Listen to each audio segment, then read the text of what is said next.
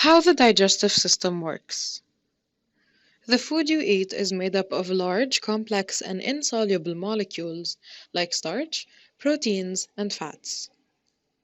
Your body cannot absorb them and cannot use them, so you need to digest them into smaller, simpler, and soluble molecules. The chemical breakdown of food is controlled by digestive enzymes. So let's talk about digestive enzymes. Most enzymes work inside of your cells, but digestive enzymes specifically work outside of cells.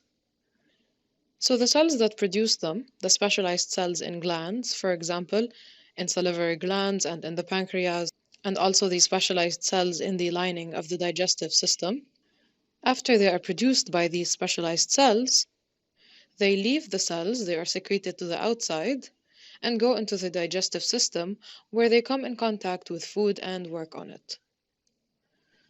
The digestive system is a hollow muscular tube that squeezes food and helps break it down into smaller pieces with a large surface area so that the enzymes have a large surface area to work on.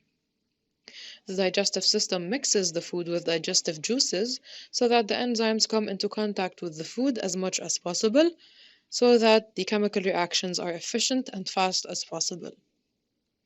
Different areas of the digestive system have different pH levels, and this allows different enzymes to work in different areas efficiently because they have different optimal pH levels.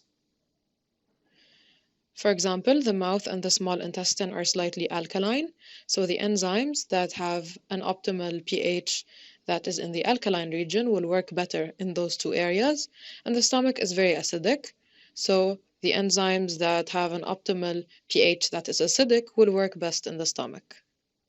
So different chemical reactions will be happening in different parts of the digestive system.